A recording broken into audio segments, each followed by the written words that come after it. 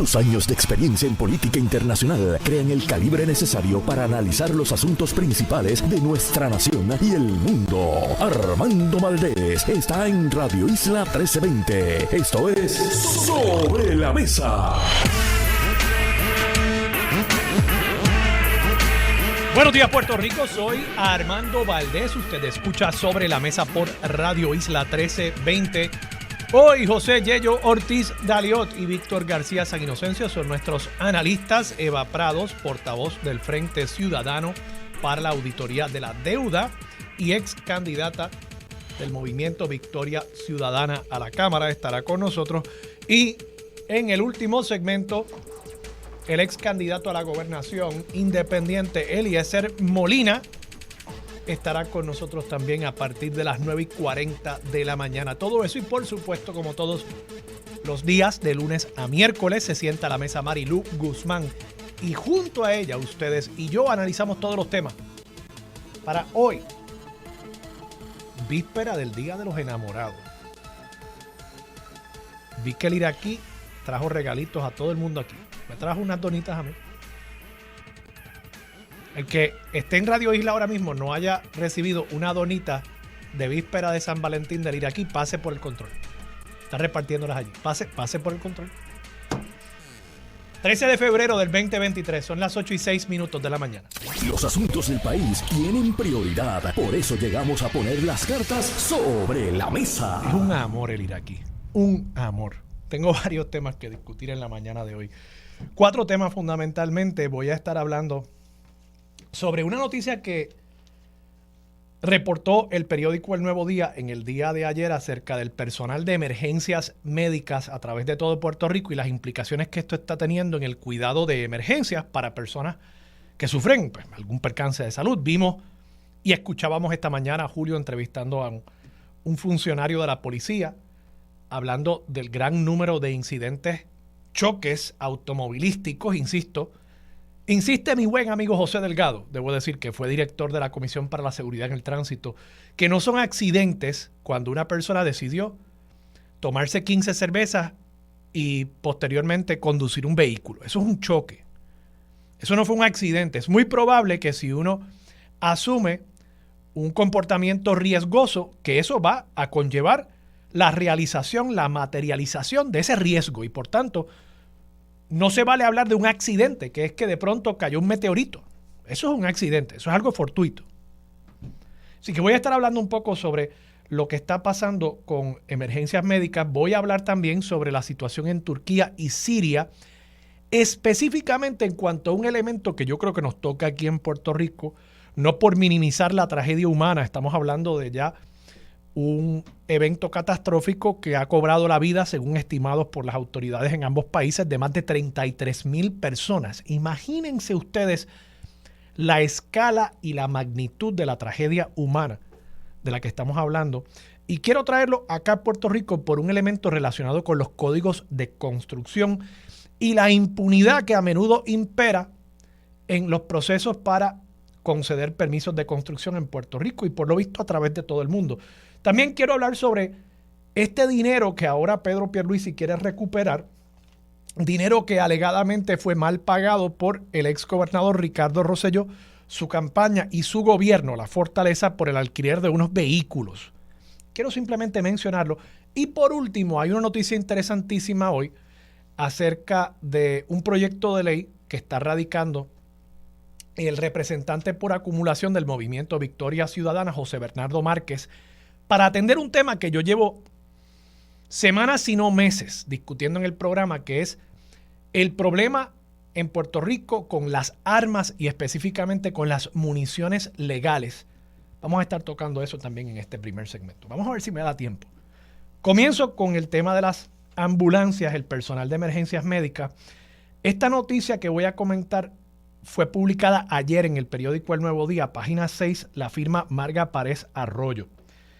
Y esencialmente lo que señala esta noticia, voy a citar aquí directamente, la falta de personal preparado en esta área, indicó el funcionario, también se ha notado a nivel académico por el poco interés de personas en obtener un grado asociado en técnico de emergencias médicas o paramédico. Ese es el problema.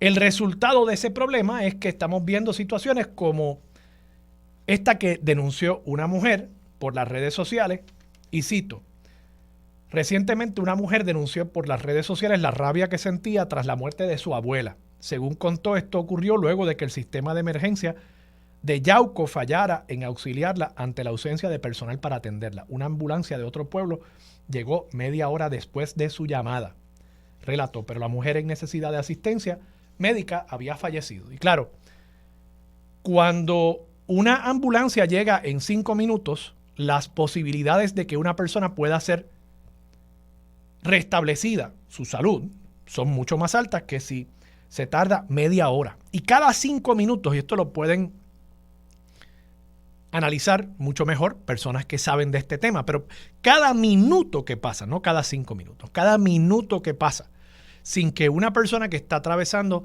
una emergencia de salud sea intervenida por profesionales para estabilizar a esa persona, es probablemente una caída marcada en las probabilidades de que esa persona pueda restablecerse. Particularmente con ciertas situaciones cardiovasculares y demás que implican un riesgo para la vida de la persona. Otra cosa podría ser una emergencia, digamos, ortopédica, y aún así hay riesgos envueltos también, sangrado, por ejemplo. Pero con situaciones donde realmente la intervención a tiempo de una persona entrenada podría salvar la vida de una persona, cada minuto que pasa es una reducción en las probabilidades de éxito de esa intervención. Y cuando estamos hablando de media hora, que está muy por encima del promedio aceptable a nivel de Estados Unidos, ya estamos entrando en un campo donde es poco probable que se pueda restablecer la salud de una persona que tenga esa salud, su situación, altamente comprometida. ¿Y por qué traigo este tema? Porque según se señala aquí, en el municipio de Yauco, específicamente, el salario base que ofrece ese municipio para reclutar paramédicos es $1,700 al mes. $1,700 al mes para una persona que tiene que tener estudios universitarios. Eso es $20,400 al año. Entonces, nos preguntamos por qué las personas deciden no prepararse a nivel académico con un grado asociado en técnico de emergencias médicas. Bueno, es que si le voy a dedicar 2 años de mi vida a unos estudios, a menos que uno sea una persona muy dedicada a esa profesión, que uno sepa que esa es su vocación en la vida. Hay personas así y están dispuestas a sacrificarse. Pero la mayoría de las personas, aun cuando tienen una vocación, tienen que buscar la manera de llevar un plato de arroz y habichuelas a la mesa para su familia. Y entonces cuando se le ofrece $1,700, pues ¿cómo es que esperamos que más estudiantes opten por esa carrera en el momento en que están tomando la decisión sobre a qué dedicarse en la vida? Y esto lo traigo porque además apunta a un serio problema en las prioridades presupuestarias de Puerto Rico. Y los presupuestos no son otra cosa que un listado de prioridades. ¿Qué es lo que usted entiende es importante? Y mientras más dinero usted le asigna a algo, más prioritario usted cree que es. Muchos de nosotros en la clase media puertorriqueña, por ejemplo, encontramos muy prioritario pagar la educación de nuestros hijos. Si podemos hacerlo. Y reconozco que hay muchas personas que aunque esa sea una prioridad, es imposible para ellos hacerlo. Pero para los que podemos, tiende a ser una prioridad. Y gran parte de nuestro presupuesto mensual se va en la educación de nuestros hijos. Y si eso significa no salir al último concierto de algún reggaetonero en el Choliseo, pues ese es el tipo de sacrificio que hay que hacer. Que no es un sacrificio, honestamente. Para mí a veces es un sacrificio ir al concierto del reggaetonero. Gracias a Dios nunca he sido sometido a eso. Pero, y no lo digo porque no me gusta el reggaetón, lo puedo escuchar, pero es que esos conciertos en el Choliseo, ¿para qué uno va al Choliseo? Digo, no quiero aquí tampoco afectar el negocio del Choliseo, pero es que uno ve a la persona así súper lejos. Digo, a menos que uno tenga los asientos ahí en arena. Uno ve a la persona súper pequeña. Todo el mundo está cantando la canción, así que no puedo oír al cantante. Es una cantaleta mía. Está bien. Volviendo al tema. El punto es que uno establece prioridades. Y el problema que yo veo aquí es que evidentemente a nivel municipal no se están estableciendo esas prioridades. Siguen las fiestas patronales, que están chéveres, pero igual siguen los paramédicos pagándosele 1,700 pesos al mes. Y eso cuesta vida. Entonces, si uno tiene prioridades de verdad, y creo que para un municipio y para un gobierno, prioridad número uno debe ser salvaguardar la vida de sus residentes, pues uno tiene que decir, en otras partes tengo que cortar. Hay personal que quizás se está ganando de más. Personal de confianza, personal administrativo. Ese personal quizás o no me hace falta o tengo que incluso bajarle el salario con tal de yo poder compensar correctamente al personal que ofrece un servicio esencial. Y este es el problema. Cuando entonces los municipios vienen a reclamar que se le asigne más dinero. Se le asigna más dinero, ¿pero para qué? Para sostener las mismas estructuras administrativas que implican el mal gasto y la priorización equivocada de los recursos limitados de nosotros los ciudadanos. Porque si me dijeran, no, mira, vamos a recibir más dinero, vamos a cuadrar la caja, vamos a restablecer nuestra solvencia y de ahí en adelante nosotros vamos a priorizar correctamente y vamos a cortar la grasa y vamos a enfocarnos en que los paramédicos estén bien pagos y en que las calles estén limpias, en las 2 o 3 cosas que la gente espera de los alcaldes. Pues entonces yo diría, vamos a asignarle el dinero. Pero en la medida en que sea la cantaleta de que me hace falta más dinero porque me cortaron los chavitos, pero es simple y sencillamente para mantener una estructura donde alguien esencial, como un paramédico, se gana 1,700 pesos, pues ahí les digo a los alcaldes, conmigo no cuenten. Paso a un segundo tema que les había mencionado acerca de lo que está pasando en Turquía y Siria. Ustedes saben, hubo un terremoto de más de 7 grados en la escala Richter. Y aunque hoy hay sismólogos en el periódico que señalan que en Puerto Rico no tenemos que necesariamente preocuparnos con un terremoto de esa magnitud por el tamaño de las fallas geológicas que existen en nuestra región en comparación con esa región de Turquía y Siria, sí es importante destacar que en Puerto Rico sufrimos de un problema muy similar al que el New York Times tiene hoy en portada. Y es que se está señalando que en Turquía, allá para el 2019, hubo una promesa de campaña del presidente turco Recep Tayyip Erdogan de crear una amnistía para personas que hubiesen construido informalmente sin conseguir los permisos, una amnistía para que pudiesen legalizar esas obras. Y por lo visto, cerca de 438,000 dueños de propiedades, 438,000 a través de todo Turquía, legalizaron sus propiedades sin haber cumplido con los códigos de construcción. Y traigo el tema porque en Puerto Rico sabemos históricamente que tenemos un grave problema con las construcciones informales. La señora que le dice a la hija, construye una casita en el 2º piso, en el techo de nuestra casa.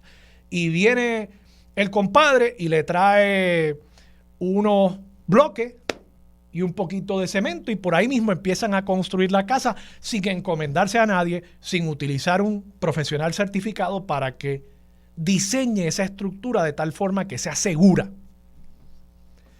Y luego entonces reclaman el que se le ponga el contador de energía eléctrica, que se le ponga el contador de agua. Y en Puerto Rico ha habido ese tipo de amnistía simple y sencillamente por la inercia de la burocracia y, claro, por el interés político de alcaldes, legisladores y miembros del Ejecutivo de simple y sencillamente llenar la necesidad de vivienda, satisfacer esa necesidad a través de este tipo de construcción informal y, claro, no pisarle los callos a esa señora y a su hija que construyeron la casita que para ellos resulta visiblemente aceptable, pero que puede conllevar unos riesgos como los que estamos viendo en este momento en Turquía y Siria. Y por supuesto, empezamos con esos casos, pero llegamos a casos mucho más destacados de edificios, estructuras, infraestructura a nivel estatal que también se construye sin cumplir con los códigos, pero que después con un guiño,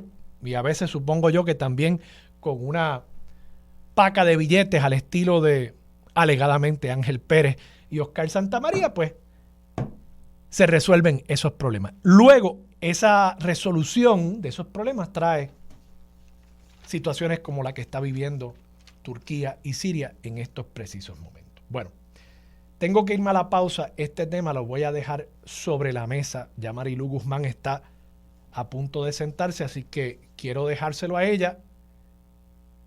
El tema de las balas. Recordarán que la semana pasada hablábamos aquí, producto de una entrevista que le hizo el amigo Julio Rivera Saniel a un fiscal, de que el mercado negro de armas en Puerto Rico se nutre de municiones adquiridas legalmente en las armerías de Puerto Rico. Y hay una cifra en el periódico El Nuevo Día de hoy que para mí es espeluznante.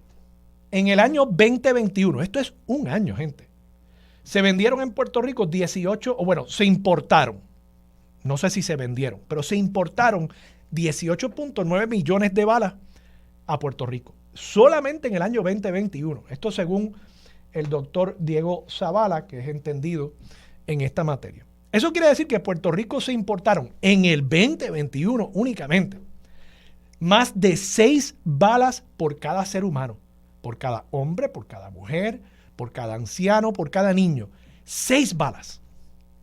Y después nos preguntamos por qué corre la sangre por nuestras calles. Después nos preguntamos por qué llueven las balas en la despedida de año. Porque se están importando para este negocio 18.9 millones de balas. Y entonces hay un proyecto de ley, esto es lo que quiero dejar sobre la mesa, que está presentando el representante José Bernardo Márquez, que lo vamos a tener en el programa jueves o viernes para discutir esta propuesta, para precisamente limitar esto y para evaluar qué es lo que hace la policía cuando una persona excede la compra de 20,000 municiones, porque según la ley se supone que la policía se active cuando esa bandera roja se levante. Oye, ese individuo compró 20,000 municiones o más.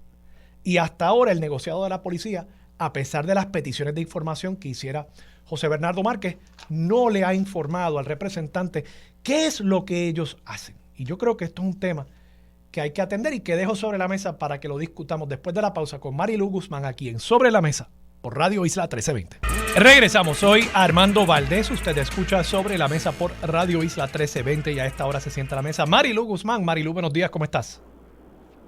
Saludos, Armando, y saludos a todas las personas que nos escuchan. Marilu, cuéntame, ¿qué te parece? Esta estadística a mí, de verdad, se me erizan los pelos, pensando en que en Puerto Rico, en solo un año se importaron suficientes balas para que a cada niño, mujer, hombre, anciano, a cada ciudadano de este país se le den 6 balas de regalo. Más de 6 balas, 6 punto algo. ¿Qué te parece a ti y crees que va a tener éxito el representante José Bernardo Márquez desde la Cámara con su investigación? Me sorprende que la policía no pueda decirle, y yo espero que le esté pidiendo datos como, por ejemplo, cuántas investigaciones se han iniciado, cuántas personas en Puerto Rico, individuos, han comprado más de 20,000 municiones. No estoy diciendo que se revelen los nombres, pero mínimamente si eso es algo más que letra muerta, debería uno poder saber, ok, mira, el año pasado 100 personas compraron más de 20,000 balas. O de esas 18.9 millones de balas que se importaron en el 2021. Pues mira, realmente la mitad de esas balas la compraron 5 personas. Yo no sé, ¿verdad? No sé cuál va a ser el resultado. Me sospecho que gran parte de esa importación la adquirieron unas pocas personas. Porque yo no creo que la mayoría de los individuos en Puerto Rico que portan armas están adquiriendo cantidades masivas. Pero los que sí lo están haciendo podrían ser un problema, como ha señalado tanto un fiscal que hemos entrevistado aquí como el comisionado de la policía, diciendo que esto implica la entrada al mercado negro en Puerto Rico de municiones legales que entonces se utilizan en armas ilegales. Pues mira, Armando, a mí me parece que esto es un asunto de muchísima prioridad en el país, pero de nuevo, gente como el representante José Bernardo Márquez reconoce la prioridad que tiene eso para nuestro país, porque nosotros estamos siendo víctimas de la industria del narcotráfico, y el narcotráfico se nutre, pues obviamente no solamente de las drogas, sino de las armas. Y Puerto Rico, aquí en el país, no se ensamblan armas, no se hacen balas, así que uno tiene que estar buscando el origen de todo eso, cómo llega eso a las manos de la gente. Y lo triste, Armando, es que muchas veces eso llega a las manos de las personas por la vía legal, por la vía de las armerías, ¿verdad? Y es un mercado que se tiende a flexibilizar, eso lo hemos discutido, ¿verdad? Como aquí hay unos intereses que buscan la manera de que se flexibilice el uso y tenencia de armas de fuego, lleva también la posesión de todas esas balas y municiones, sin las cuales, ¿verdad?, las armas de fuego no podrían ser tan letales como lo son. Y es algo que pues sin duda merece que se investigue, igual que merece que se investigue lo que está ocurriendo con la entrada de las armas a este país, que no sé si leíste el parte de prensa que dice que en el año 2019 aquí y que en el año pasado es un número similar y así por el estilo, ¿no? Pero no se va a la raíz del problema. Aquí, por otro lado, hay unos intereses que se siguen moviendo, que siguen buscando que se flexibilice la ley de armas, que se flexibilice los requisitos para la posesión y la aportación de armas de fuego, que ahora no se investigue, ¿verdad?, la compra masiva de municiones y balas, que es una cosa peligrosísima.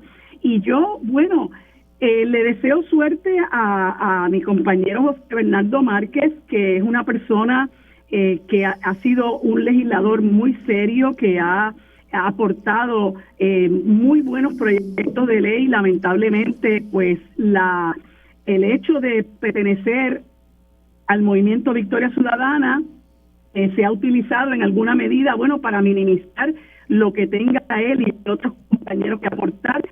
Me da la impresión de que este es un punto en que se debe mirar con detenimiento el proyecto, oye, y empezar a legislar, Armando, porque lo que hablábamos la semana pasada, en el sentido de que nosotros debemos evaluar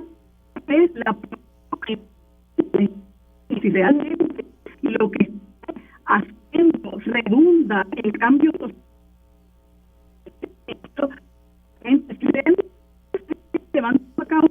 por el cual nosotros le estamos pagando, ¿no? Y estos son proyectos que pueden ayudar a paliar un problema mucho más profundo, mucho más complejo, cuyas raíces lamentablemente aquí no se están evaluando, pero espero, ¿verdad?, que esto sea un comienzo. Y Marilu, yo creo que es importante, ¿verdad?, reconocer que en Puerto Rico, en virtud de la Constitución estadounidense, existe un derecho a la aportación de armas. En ese sentido, yo no creo que ni tú ni yo estemos planteando el que estos individuos que tienen armerías o que tienen licencia de exportación de armas estén cometiendo ningún acto ilegal. Algunos sí, incluso lo vimos la semana pasada con los arrestos que hubo, porque algunos estaban adquiriendo balas legalmente para entonces insertarlas en las cadenas de distribución del bajo mundo. Y vimos la dueña de una armería también, muy conocida, que también fue arrestada. Así que hay algunos, pero yo estoy seguro que eso es la excepción y no la norma. Ahora, lo que sí no veo como excepción es el interés de la industria por reducir la regulación, por reducir la fiscalización, que de por sí me parece que ya es bastante escasa, como lo señala José Bernardo Márquez. Y ahí es donde yo tengo un problema, porque las armas, si bien son un derecho, implican un riesgo para la vida de las personas. Y yo comparo esto mucho pues con, digamos, las farmacéuticas. Las farmacéuticas tienen unos productos que incluso pueden salvar vidas, pero uno no quisiera que las farmacéuticas estuvieran por ahí promoviendo esos medicamentos como si fueran golosinas. Incluso cuando ha pasado eso, como en el caso de Purdue Pharma, con OxyContin, ¿qué sucedió? Bueno, pues una crisis de opioides en Estados Unidos que ha cobrado la vida de miles y miles y miles de americanos. Entonces, pues yo creo que es lo mismo. Mire, usted tiene derecho a tener su negocio y a vender ese producto porque, gusten o no, es un producto legal. Pero otra cosa es que usted quiera que ese producto esté totalmente desregulado y los costos sociales que eso pueda tener. Y yo creo que eso es lo que hay que combatir, que aquí estamos ante una industria que tiene grupos que cabildean a su favor, como Codepola, que dice ser un grupo que lo que hace es defender el derecho a la libertad de portación de armas, pero realmente es un grupo gremial que promueve los intereses de las armerías y que veamos eso como lo que es, como una industria intentando vender más armas y más balas. Y eso, pues, yo creo que llega a un punto de ser peligroso para nuestra sociedad. Sí, muy peligroso. Y es una industria mercantilista. No podemos perder de perspectiva eso. Se pone a la aportación de armas, que yo tengo grandes reservas con eso. Yo Puerto Rico siendo un privilegio como lo ha sido siempre, y es muy peligroso saltar esa línea y plantearlo como un derecho, porque ese derecho, mira cómo se está utilizando en los Estados Unidos, y nosotros los puertorriqueños y puertorriqueñas, a raíz de la violencia que se manifiesta a todos los niveles en este país, tenemos que tener mucho cuidado con que nos vendan ese discurso. En Puerto Rico la aportación de armas siempre ha sido un privilegio, y yo creo que tiene que continuarlo siendo, porque usted tiene un arma letal en sus manos, y no podemos plantear lo que Puerto Rico pudiera llegar a ser, pudiera llegar a contemplar la posesión y exportación de armas como se mira en los Estados Unidos. Me parece que ha sido muy acertado la visión que se ha dado en Puerto Rico a la posesión y exportación de armas, y grupos como Codepola, ¿no?, que persiguen que se mire esto con total liberalidad, son muy peligrosos, porque lo que persiguen son sus propios intereses mercantiles, por encima del daño que pudiéramos estar sufriendo nosotros como sociedad. Y me parece que sí, el Estado tiene que reservarse el derecho de profundizar sobre este tema, de hacer cada vez más restrictivo la aportación y la posesión de armas de fuego, que incluso es algo hacia lo que se quiere mover la sociedad estadounidense, pero no puede, porque ya ha llegado un punto en que eso está tan liberalizado, ¿verdad? Ya la gente esgrime el asunto de la enmienda como patente de corte, para estar armado hasta los dientes, que ya eso no tiene marcha atrás, con todo lo perjudicial que ha resultado ser para... Bueno, Marilu, vamos a la pausa. Regresamos con más de Sobre la Mesa por Radio Isla 1320. Regresamos, soy Armando Valdés, usted escucha Sobre la Mesa por Radio Isla 1320. Buenos días de nuevo, Marilu, que estás aquí ahora sentada. Buenos días, Armando. Estudio, sentada a la mesa. Y de nuevo, buenos días a todas las personas que nos escuchan. Oye, me escribe una amiga muy querida, escucha el programa todos los días. Qué bueno. Y me dice, eres un viejo, anticholiseo. Primero, miren, yo, ¿verdad?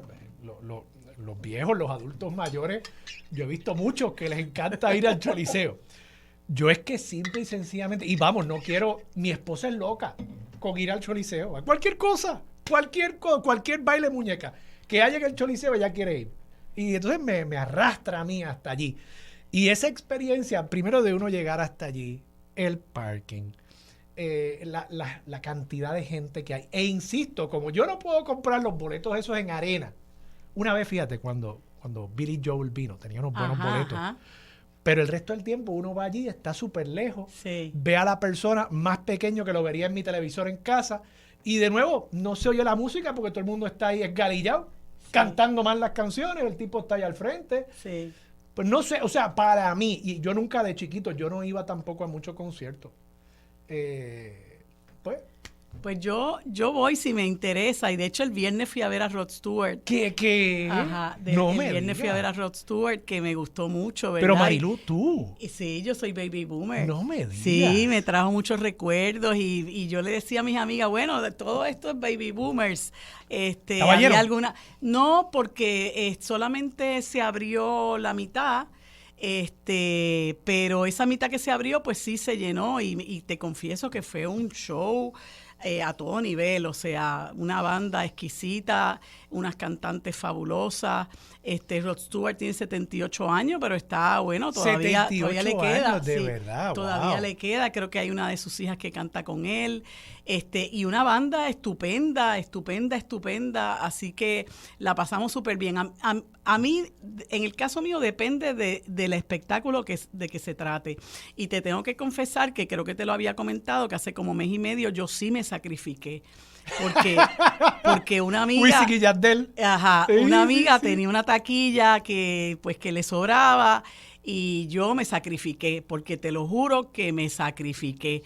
Lo único que yo me disfruté de rabo a cabo fue el himno de Puerto Rico tocado en guitarra por Jorge Lavoy, que es un prodigio, que es uno de nuestros mejores guitarristas.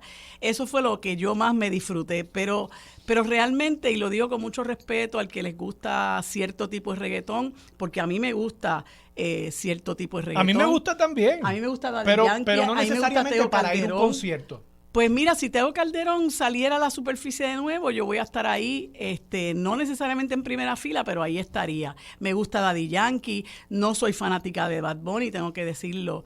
Y en la mayor parte del reggaetón a mí no me, ¿verdad? No es algo que me apetezca.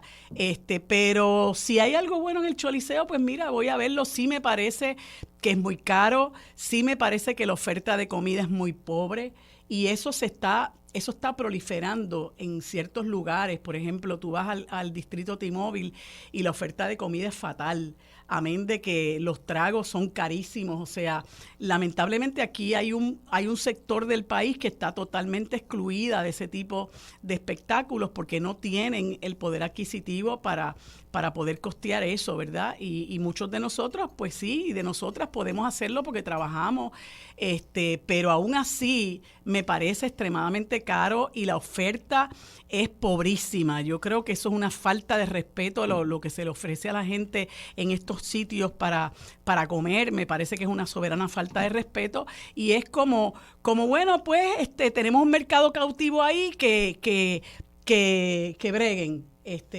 Pero bueno, salvo esas críticas, yo, si el espectáculo es bueno y creo que me lo voy a disfrutar, pues voy. Salvo esos sacrificios como el que ya te comenté. Yo le dije algo similar a mi esposa. Yo le dije, mira, la próxima vez que vengan los Beatles, yo voy contigo al Choliseo. Así que cuando esté, voy para allá. Ese no me lo pierdo. Exactamente. Marilu, hablando de cosas más mundanas.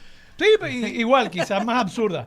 El gobernador de Puerto Rico dijo este fin de semana, estoy citando aquí de una nota que fue publicada ayer en el periódico El Nuevo Día, la firma José Delgado, que él va a ir tras, por lo visto, la empresa que le alquiló unos vehículos al comité de Ricardo Rosselló, y que esos vehículos fueron pagados desde la fortaleza, por lo visto, sin contrato.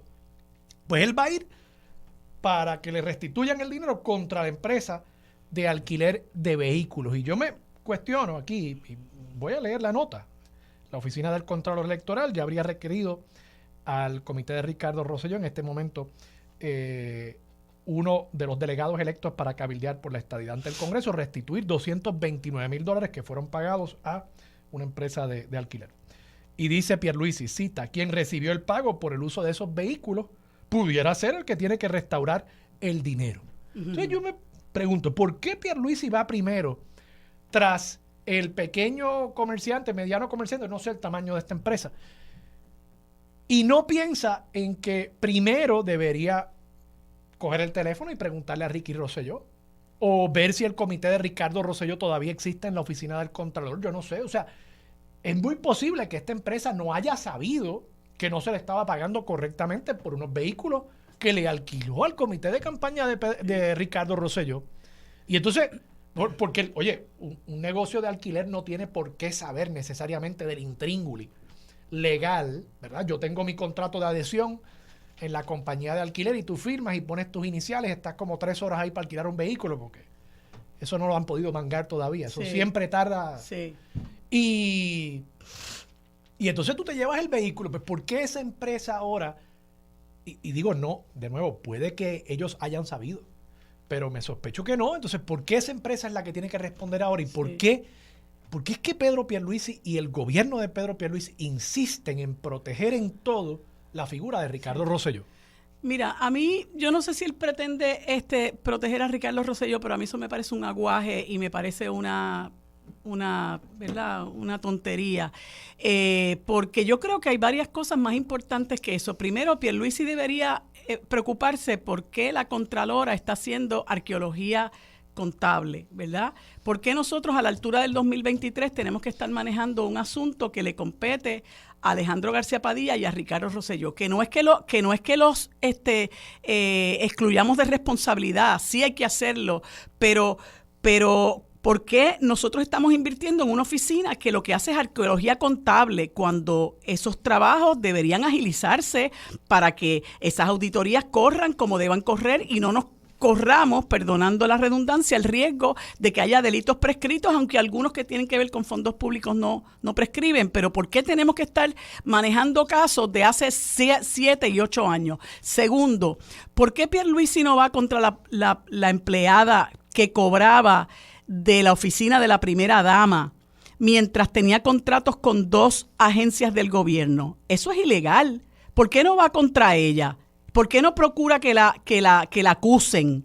Porque la muchachita, porque la señora, la joven, la muchacha pegaba pasquines, es activista del PNP. O sea, ¿qué es la que hay? Porque ahí sí hay un delito. Ahí sí hay un delito y posiblemente todavía se pueda procesar. ¿Por qué Pierluisi no va contra la persona que era dueño de un local al que se le pagaba alquiler sin que hubiera contrato? Eso también es ilegal. ¿Por qué Pierluisi no se enfoca por ahí, en lo que realmente es delictivo? Porque como tú bien señalas, a lo mejor usted centra sus esfuerzos en tratar de cobrarle a una compañía que dice, pues que yo no sabía la intríngulis de esta negociación. Y le tira esa cortina de humo a la gente como quien dice, mira, está haciendo algo con relación a ese asunto. No, lo verdaderamente importante es que aquí hay gente que se apropió de fondos públicos, que eso es un delito y usted debería concentrar en eso para que aquí cese la impunidad.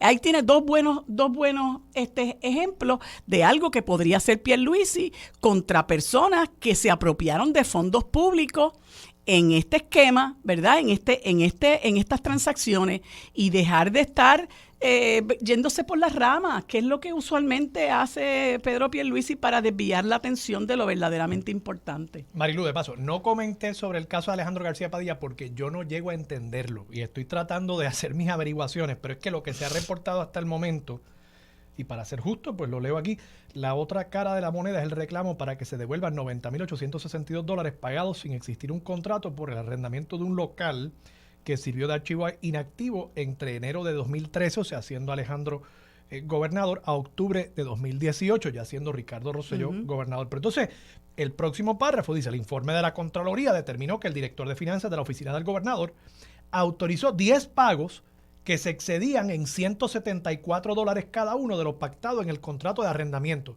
Pero no dijimos que no había contrato. Entonces, si había un contrato y el exceso fue de $174, yo hago el cómputo y eso es un exceso de $1,740. Puede ser. Entonces, yo no llego a entender. Sí. Y entonces, incluso me sospecho que aquí como que trataron de balancear la cosa.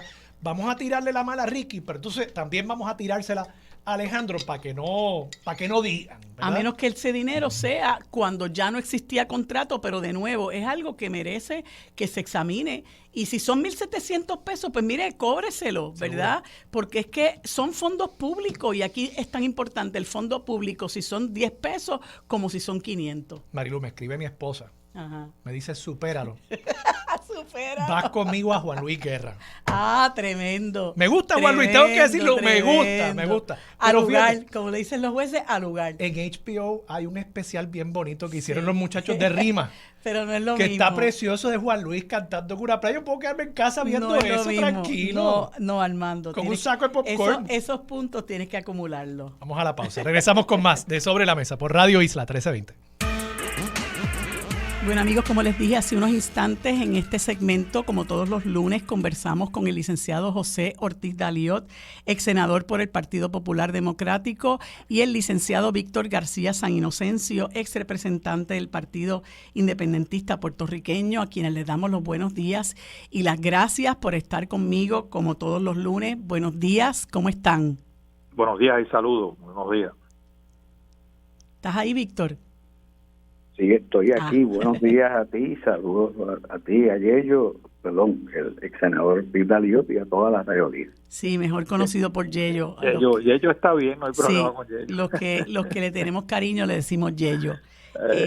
Bueno, pues quería conversar con ustedes sobre un tema que yo creo que debe ser motivo de mucha discusión, conversación también en todo el país, y es este reto al que pues nos enfrentamos nosotros como pueblo ante la situación de extrema precariedad económica y moral por la que estamos atravesando, la corrupción que nos arropa, ¿verdad? El desprestigio de nuestras instituciones, yo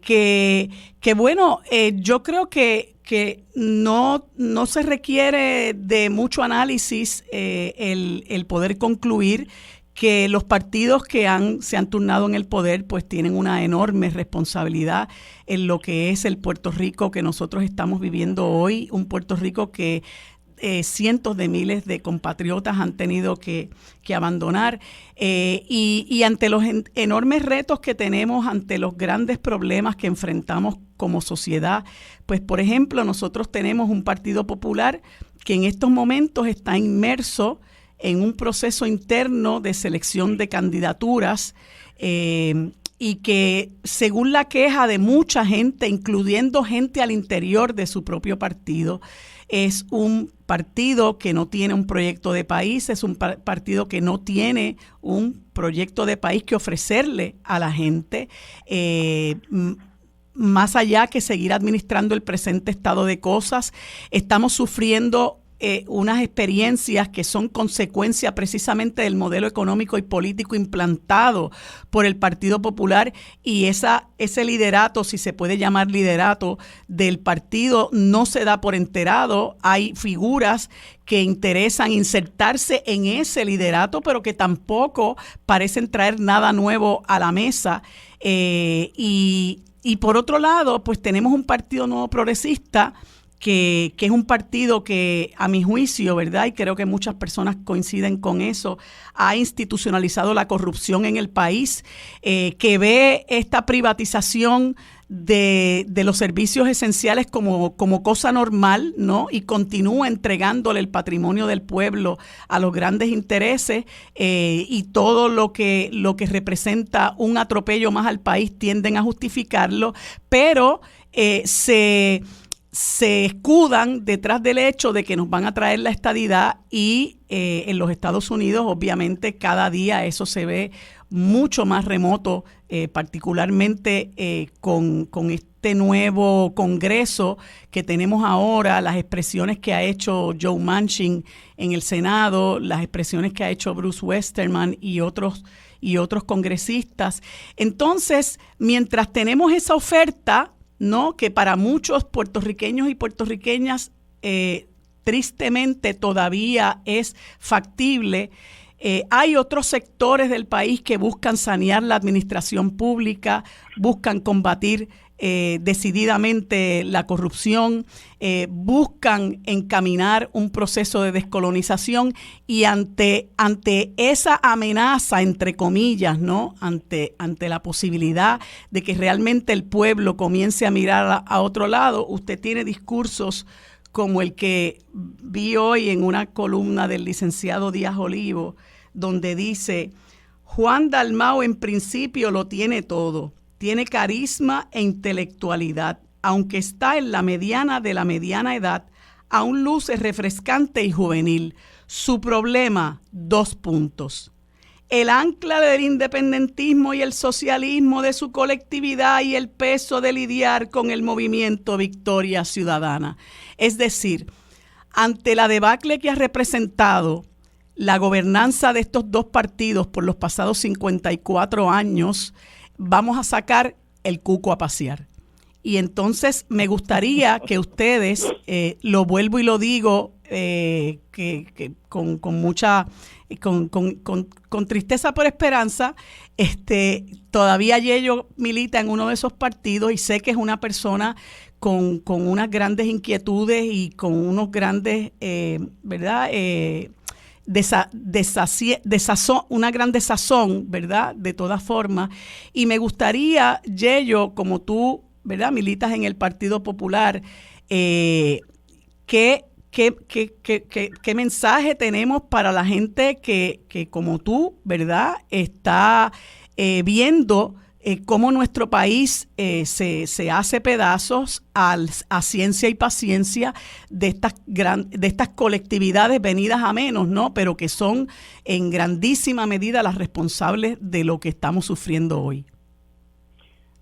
Por eso yo digo, Marilu, que la elección del 2024 es sumamente importante y es la prueba de fuego para el electorado puertorriqueño si verdaderamente tiene madurez política o no la tiene. Por todos estos miedos que trata de meter Carlos Díaz Olivo, por otro lado el Partido Popular, es importante que el elector se eduque bien sobre lo que representan los candidatos, particularmente los candidatos principales que aspiran a gobernar y aspiran a ocupar las posiciones más altas en nuestro gobierno.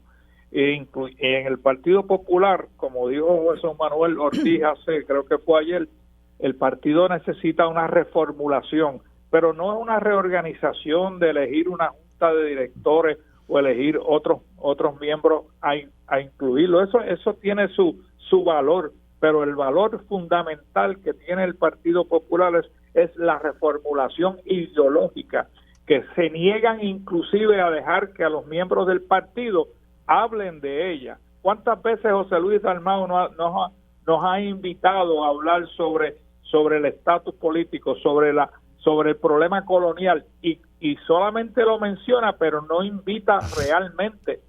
Cuando él hizo la invitación hace más de un año, yo me dirigía a él, llamé a su oficina y le dije para lo que era, pero nada, no hay ningún tipo, no hay una razón verdadera para discutir dentro del Partido Popular las inquietudes que tiene el electorado popular sobre la relación política con los Estados Unidos, y esa es la reformulación principal que tiene que hacer el partido, porque la relación política colonial es la que origina todos los problemas que tenemos aquí en Puerto Rico.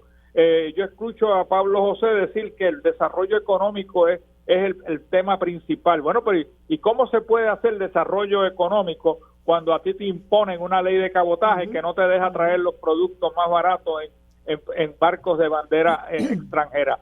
Eso es parte del desarrollo económico, eso es crucial para el desarrollo económico, y él, sin embargo, se ve contento con ese status quo.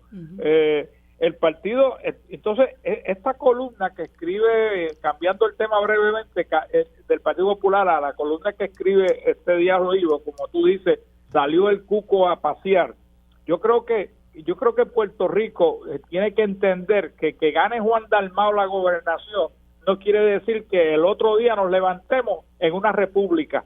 Eso no es así. Lo que Juan Dalmau quiere traerle es gobierno limpio, buen gobierno al pueblo de Puerto Rico. Y sin embargo, sí, sigue metiendo miedo con la independencia y con el socialismo. Pero si yo no he visto que Dalmau ni el PIB estén fomentando el socialismo del que habla Carlos Olivo, que es un socialismo con tendencias comunistas, que eso es lo que habla Carlos Díaz Olivo, y que eso es lo que en realidad el pueblo quizás le tiene miedo. Pero yo te digo, Popular al fin Yo estoy buscando en el 2024 a alguien que le traiga buen gobierno a Puerto Rico, porque sé que para poder elegir a alguien que pueda traer buen gobierno a Puerto Rico hay que ver todos sus credenciales y ver cuál ha sido su trayecto en la vida pública y vida privada antes de poder votar por él o por ella. Además de eso, alguien que esté comprometido como Juan Dalmao, como Manuel Natal, que están comprometidos con una asamblea constitucional, un mecanismo que nos lleve a la descolonización de Puerto Rico, que todavía yo pienso que es el problema principal que tiene la isla. Víctor, ¿cómo tú lo ves? Pero primero contexto. El país nunca ha necesitado más personas bien preparadas y de buena voluntad para salir del enorme agujero donde está cayendo, donde ha caído y sigue cayendo. Si uno parte de esa premisa, pues se da cuenta que no puede caer en el torbellino de la verbena habitual, en que los dos partidos de la dependencia arrojan al país hasta 2 años antes de las elecciones. No se puede caer en esa verbena, que se convierte en un ejercicio de banalizar la política y de desintegrar la voluntad ciudadana participativa para construir al país todos los días, no un solo día cada 4 años. Así que yo empezaría por decir que necesitamos todo el talento de todos lados. Gracias por lo que ha dicho Yello, gracias por el que creo que es el sentimiento de muchísima más gente que nunca en Puerto Rico, con referencia a quien pudiera ser candidato a la gobernación por el PIB. Pero va mucho más allá. Supone un sentido de responsabilidad superior, porque esta generación que le toca administrar el país se requeriría 3 veces su tiempo, su energía y su talento para tratar de empatar la pelea frente a todos los terribles desgastes, decaimientos y colapsos que han sucedido en Puerto Rico. Eso en primer lugar. En segundo lugar, y voy a pasar de la poesía a la prosa, hay que tener mucho cuidado por seguir votando con plastas y por plastas, porque si usted vota por una plasta, va a tener una plasta gobernándolo. Fíjate qué línea y qué idea más sencilla. Si votas por plastas, tendrán plastas gobernando, plastas que embarran, algunas que se embarran ella misma y profundizan los problemas del país. Entonces, también aquí hay que interpelar y hay que apelar a cada ciudadano, a cada persona. Gente, si a usted lo maltratan cada día, si lo maltratan con cada factura, si lo maltratan con servicios pésimos, si lo maltratan con promesas que no se cumplen, y usted vota por esa gente, sea roja o azul, a usted le gusta. A usted le gusta. Entonces repítase eso. Me gusta que me maltraten, me gusta que me engañen, me gusta que me cojan de tontejo. Me gusta. Repítaselo. Y si usted es de esos seres humanos que ha sido aplastado de esa manera, pues de verdad que tiene un problema que no se resuelve con la política. Tiene que ir al psiquiatra o tiene que ir a buscar consejería de algún tipo. Uh-huh. Pero cada elector en Puerto Rico, cada elector tiene la obligación de pensar contra. Me gusta que me hagan esto, pero tú quieres que se lo sigan haciendo a tus hijos, a tus nietos, a tu familia. Uh-huh. Es que es un mensaje elemental. Y yo creo que la figura de la plasta aplasta y la aplasta. son bastante claras en el imaginario de la gente. Si votas por plastas, tendrás plastas. Plastas que se embarran, plastas que embarran al país, plastas que te pueden caer encima. Mira qué sencillo, Marilu. Vamos para la otra. Sí, y bueno, de ahí, ¿verdad?, que sea tan importante el hecho de que nosotros en espacios como este y tantos otros donde podemos hablar con una gran libertad de expresión y pensamiento, busquemos la manera de que, como dice en la siguiente columna el amigo Julio Fontanet, desinfectar los medios de mercaderes de noticias, porque me parece que lamentablemente nuestro pueblo está siendo sometido a un bombardeo de información demagógica, que un poco es lo que pretende, lo que trae, ¿no? Muy tristemente Díaz Olivo en esa expresión que acabo de citar, que el pueblo, llevar el mensaje de que el pueblo tiene la responsabilidad de procurar informarse y no conformarse con lo que ciertos medios de comunicación le quieren traer respondiendo a unos intereses en particular, que son pues los intereses que les protegen o los intereses que les pagan en el caso de que hubiera una plugola. Y en ese sentido, lo que ocurrió recientemente con el caso de este señor Sixto Díaz Colón, pues demuestra hasta qué punto estos políticos y esta politiquería ha movido sus tentáculos para llevarlos a unos medios de comunicación que se han convertido en sus testaferros, en sus portavoces, hasta cierto punto distorsionando la información, envenenando la mente de la gente y contribuyendo a hacer lucir lo malo bueno y lo bueno malo. Y en ese sentido también tenemos otro gran reto, los que tenemos y las que tenemos la oportunidad de acceder a los medios de comunicación para tratar de desdemonizar estos sectores que están buscando, ¿verdad?, sanear la política pública que tan urgentemente pues necesita el país. No sé si sobre eso particularmente quieres añadir algo, Yello. Yo creo que el pueblo debe de utilizar los medios, el acceso que tiene, para exigir mayor expansión de las personas que participan en los medios. Por ejemplo, para darte un ejemplo, hoy hay una columna o un artículo en Negocios donde se entrevistan algunos líderes de instituciones comerciales en Puerto Rico, como MIDA, como el Centro Unido de Detallistas, Caballero Cueto, pero ellos obviamente tienen una aportación importante porque conocen desde sus respectivas áreas asuntos pendientes que hay que continuar atendiendo. Pero hay otras personas que no necesariamente son ellos. Por ejemplo, tú vas a entrevistar a Eliezer. ¿Por qué el Nuevo Día no entrevista a Eliezer?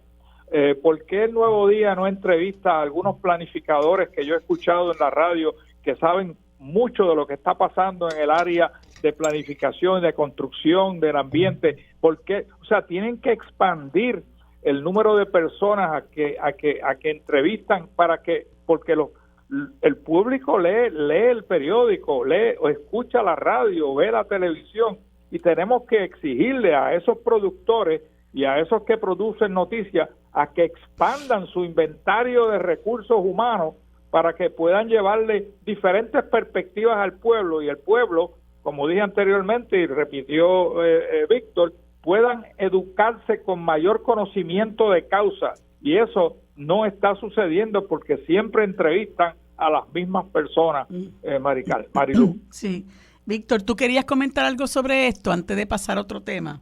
Sí, rápidamente. Mira, hoy se celebra el Día Mundial de la Radio, me lo recordó mi hermano. Esto es un medio muy poderoso. La gente escucha radio en Puerto Rico. Increíblemente, un número desproporcionadamente alto en comparación con otros lugares. Pero analiza cuántos programas son tribuna para la misma gente repitiendo y sacando a pasear los mismos cucos. Cuántas personas no responden más bien a sus clientes, o cuántos no responden a una línea editorial comercial del dueño de los medios que nada tiene que ver con la libertad de expresión.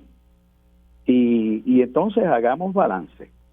Creo que hay que multiplicar estos espacios, pero es bien difícil pedirle peras al olmo, especialmente cuando el olmo lo que quiere es mercadearse y mercadear y negociar a base de la influencia que tiene. Es una forma de influencismo que de hecho se practica en Puerto Rico desde hace muchísimo tiempo.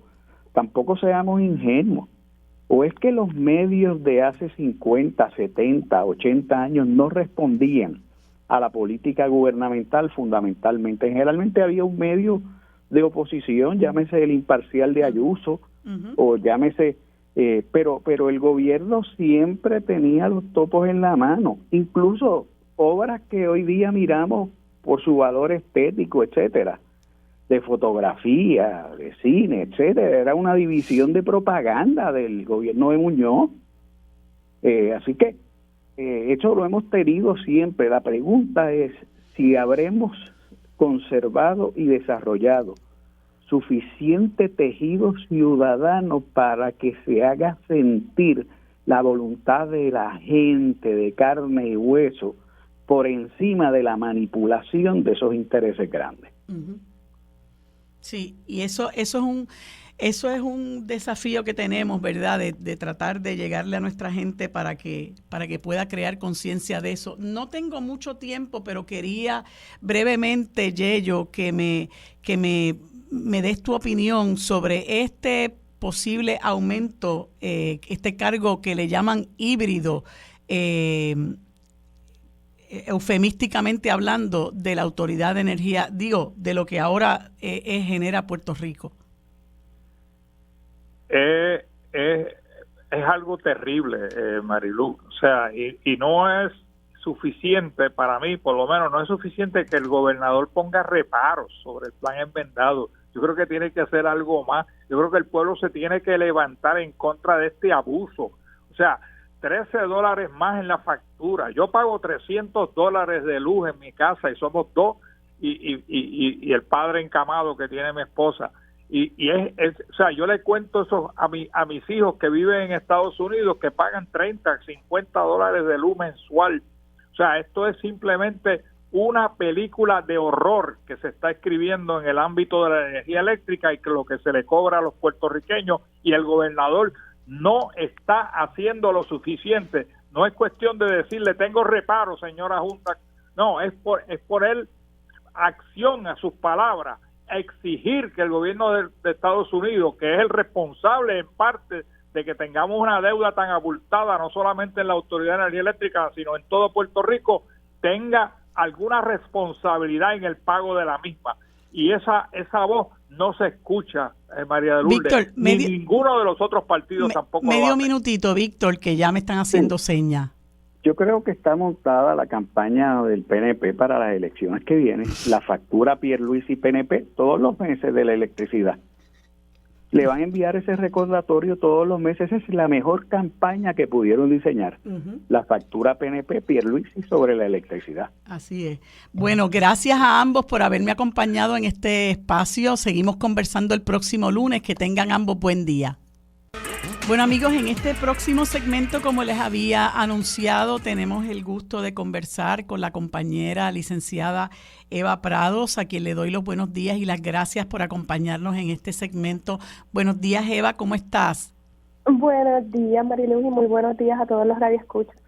Pues Eva, yo quise, ¿verdad?, que estuvieras con nosotros porque, bueno, este anuncio que ha hecho la Junta de Control Fiscal sobre este posible aumento en la tarifa eléctrica como consecuencia de la reestructuración de la deuda de la Autoridad de Energía Eléctrica, pues ha causado revuelo, indignación, terror en la ciudadanía, ¿verdad? Y entonces es curioso cómo se se le pretende vender esto al país. Le decía yo a los compañeros Yey Ortiz y Víctor García San Inocencio que eufemísticamente se le llama cargo híbrido o cargo legado.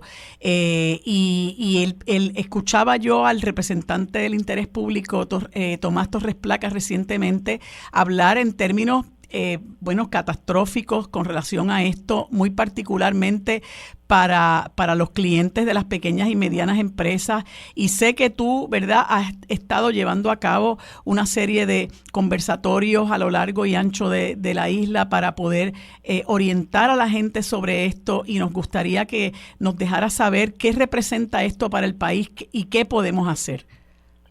Gracias, Marilu. Pues mira, lo primero que es importante clarificar es que no estamos hablando solamente de un cargo, estamos hablando de 3 distintos cargos a la factura. El primero es un cargo fijo, que es el que originalmente se había estado hablando que podía superar los $20. Ahora los últimos números que finalmente la Junta publicó es de un poco más de $13. Esto obviamente no sabemos si va a ser el número final. Tampoco necesariamente quiere decir que en el pasar del tiempo, en la ejecución de propuesta de plan de pago de la deuda, no se aumente este cargo fijo. Es decir, vengan con el cuento de que por la inflación y te lo siguen aumentando con el pasar de los años, porque estamos hablando de una propuesta que podría durar hasta más de 50 años, estos cargos que la Junta está proponiendo. Así que está hablando de un primer cargo fijo, que además se le añadirían 2 cargos adicionales dependiendo de tu nivel de consumo.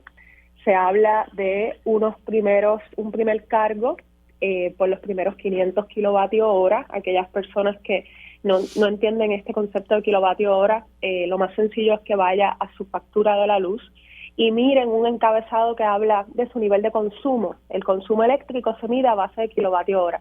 Usted puede mirar ahí cuánto es que estima la Autoridad de Energía Eléctrica es su consumo. Y usted puede, si quiere, de hecho, nosotros hicimos una calculadora en nuestra campaña nomasaumentos.com, los invitamos a la página, se escribe así sencillo, nomasaumentos.com, y ahí puede entrar a la calculadora y hacer lo que podría ser el cargo a su factura. Pues también hay un tercer cargo si usted supera en consumo los 500 kilovatios hora. Y el superar los 500 kilovatios hora es algo muy común en una familia normal en Puerto Rico. Pues ahora mismo el promedio de consumo está por debajo de los 500, pero solamente a las personas que viven solas, y realmente la mayor parte de nosotros convivimos con alguien más. Cada vez tenemos más enseres que consumen de alguna manera electricidad, porque tenemos, pues, no solamente tenemos el televisor, tenemos la lavadora, tenemos la secadora, tenemos la nevera, todo, ¿verdad? Utensilios importantes en nuestra vida. Así que el consumo realmente va a ser un elemento importante en esta ecuación. Así que son 3 cargos primero.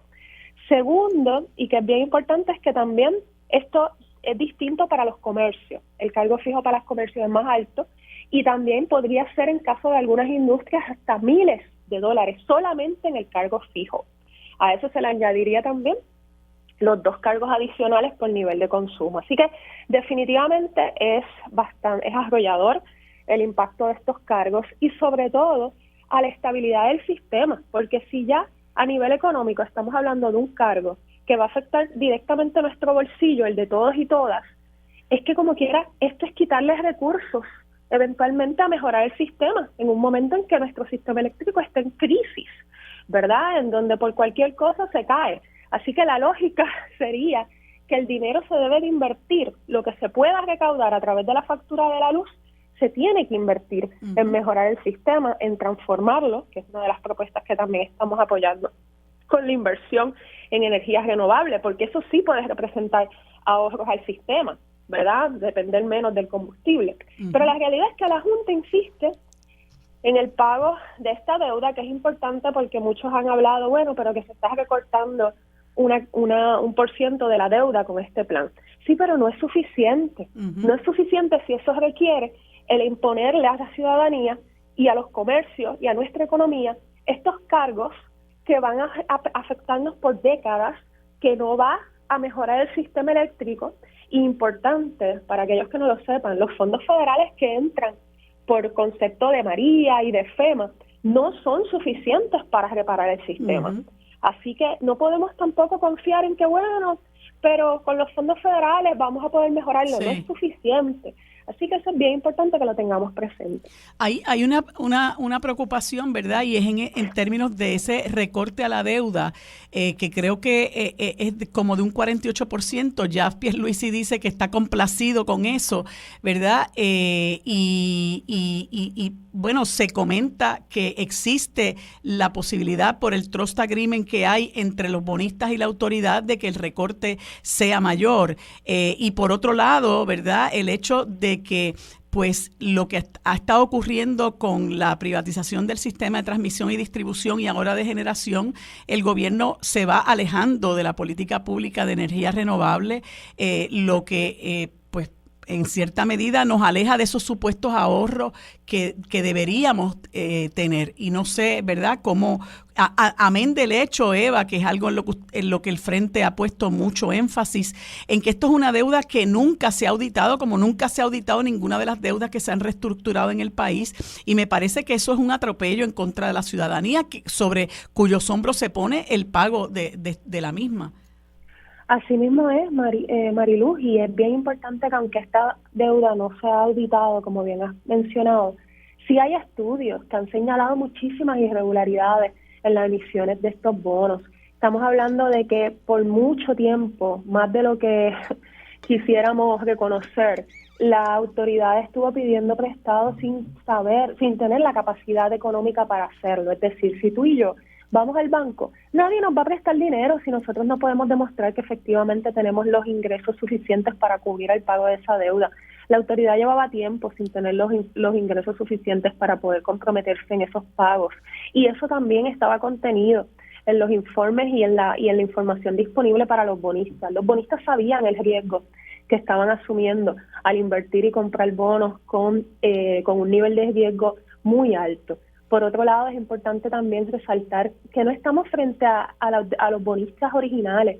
La mayor parte de la deuda de la Autoridad de Energía Eléctrica está en manos de lo que se llaman fondos buitres, que son entidades que se dedican a comprar precisamente estos bonos, exacto, especular, a comprar estos bonos a unos precios de descuento con la intención de que su inversión sea recuperar el valor original, aunque ellos no hayan pagado ese dinero al inicio. Sí. Y es importante porque eso es otra de las grandes injusticias de este proceso. Sí. Y te pregunto, porque el otro día escuché al amigo Rolando Emanueli indicar que había unos proyectos de ley que hubieran permitido aliviar o manejar este asunto de la reestructuración de la deuda de manera conveniente para el país, y mencionó unos proyectos de ley, el 1383 y el 1429, que el gobernador vetó, y me gustaría que comentara sobre esos proyectos de ley y si hay la oportunidad de legislar de manera de que el pueblo pudiera liberarse de esta carga. Bueno, ciertamente se auscultó con la Asamblea Legislativa la posibilidad de poder intervenir en todo este proceso. Y muchas veces tenemos dudas sobre cuál es el poder del gobierno en este proceso, ya que con la aprobación de promesa pues sabemos que es una ley infame y terrible, quitándole poderes al gobierno de Puerto Rico. Pero para este tema de los planes de ajuste de la deuda, a diferencia de los planes fiscales, para el pago de la deuda quien tiene la última palabra sigue siendo la jueza Laura Taylor Swain y el Tribunal Federal. Y la ley promesa dispone de unos requisitos, y en esos requisitos definitivamente la legislación de que sea necesaria para la implementación es un elemento importante para la aprobación, entre otros.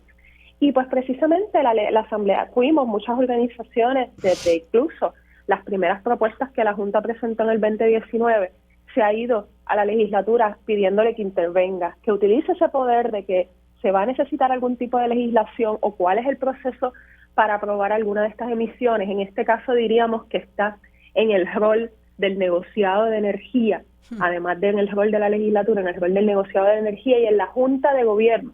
Dos entidades que son básicamente del gobierno local, no son de la Junta. Son dos entidades que se supone que tienen que representar al interés público y representar las necesidades del pueblo de Puerto Rico, no los intereses de los bonistas, no los intereses del capital.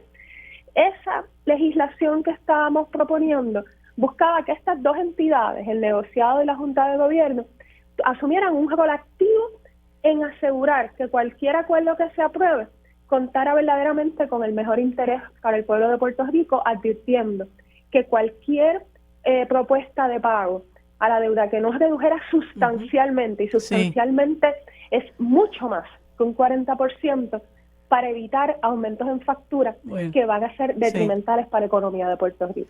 Bueno, Eva, se me acaba el tiempo. Gracias por tanta información valiosa que nos has brindado. Espero que podamos, ¿verdad?, que puedas seguir orientando al país como lo has hecho desde muchísimo tiempo, ¿verdad? Y que el pueblo pueda encontrar alivio a tanto atropello y finalmente podamos combatir este nuevo abuso de parte de la Junta de Control Fiscal. Gracias, Eva. Que pases buen día.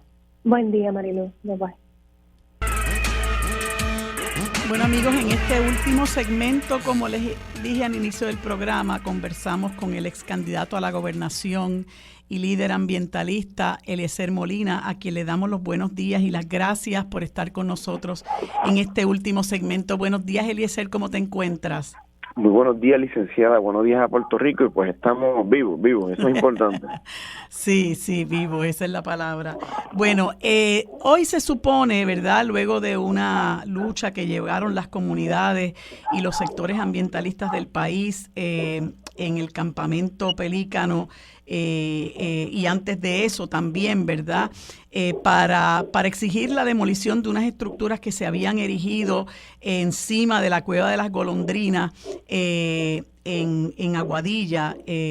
Olvidé el nombre del barrio ahora mismo, no sé si es el barrio Borinquen, y que son propiedad de este señor Carlos Román.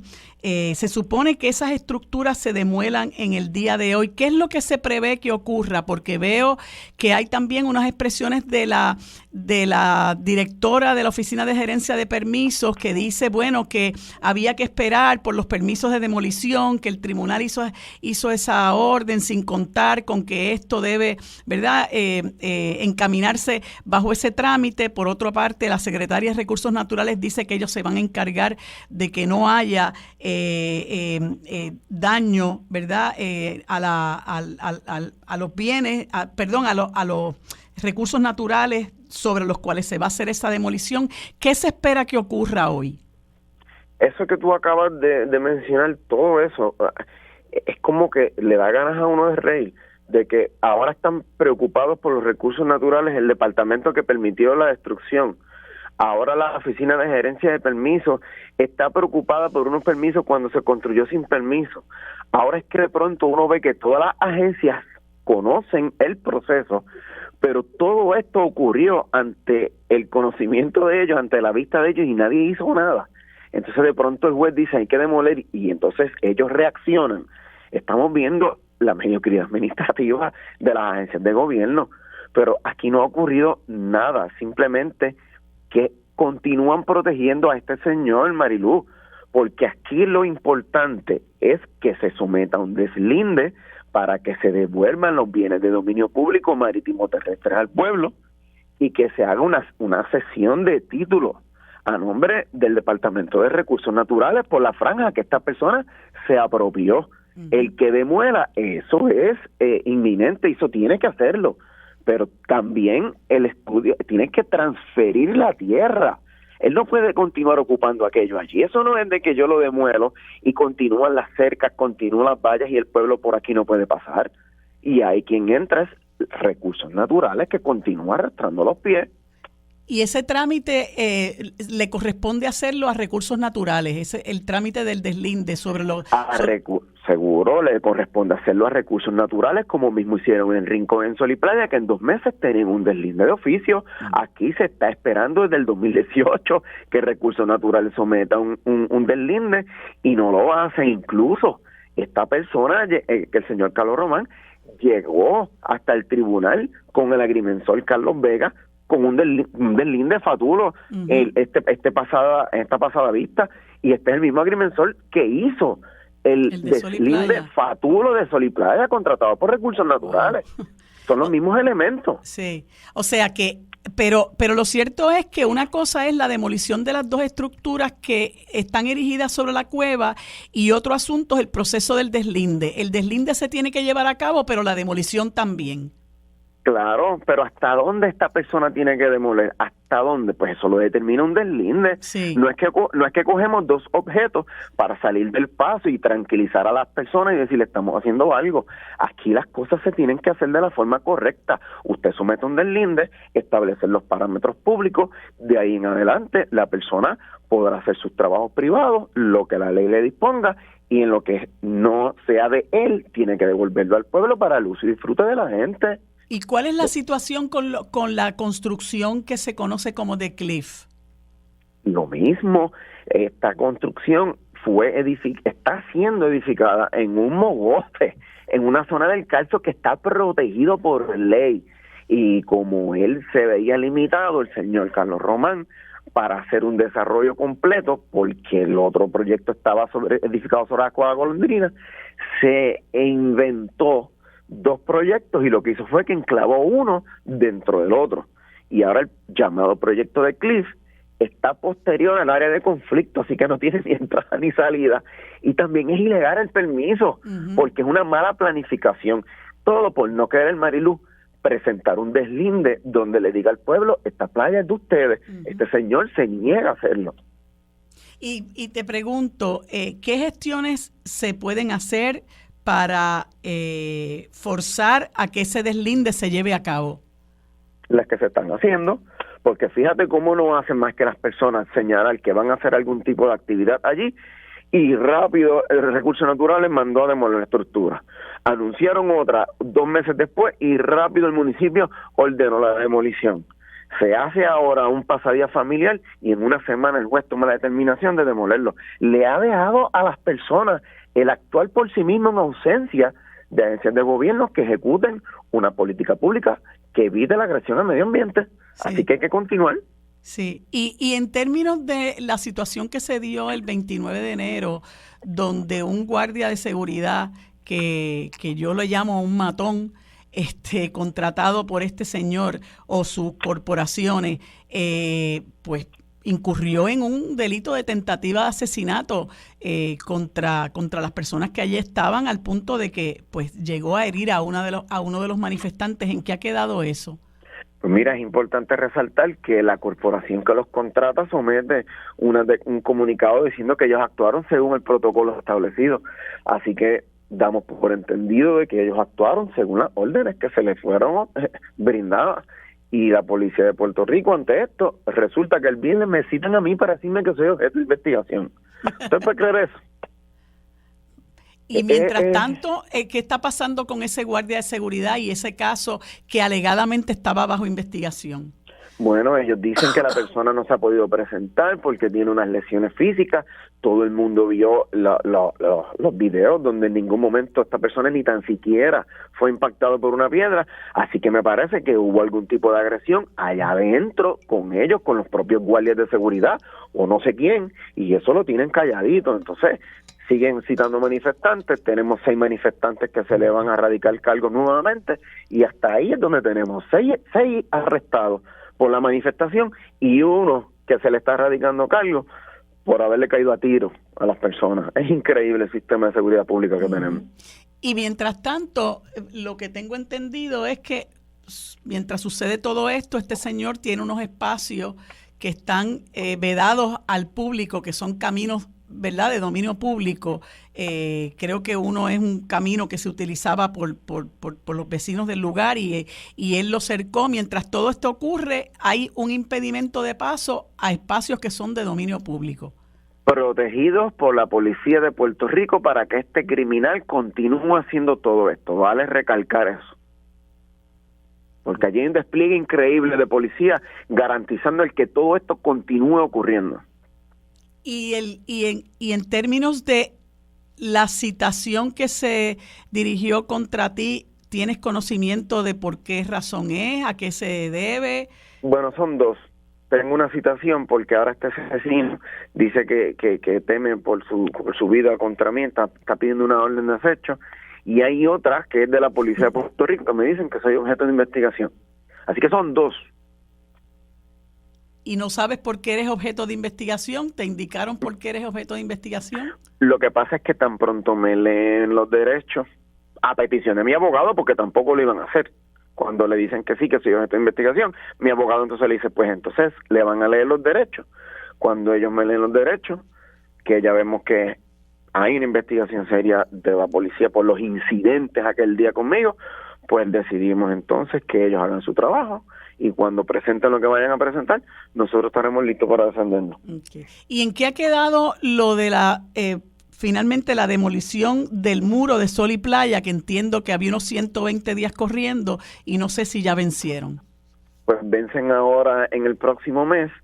Se le ha dado el espacio suficiente para que no digan que no seguimos los tiempos administrativos, y como esta persona no cumpla, pues el pueblo lo va a remover. Así como Recursos Naturales dice que ellos van a estar muy pendientes de que no ocurra nada, nosotros tenemos mayor conocimiento que el personal de Recursos Naturales, así que el pueblo puede estar muy tranquilo de que vamos a hacerlo de la forma correcta y se le va a devolver todo este espacio, el cual ya tiene deslinde, y se le va a delimitar para el uso y disfrute del pueblo, donde ahora el edificio está ocupando un espacio público certificado por Recursos Naturales. Wow.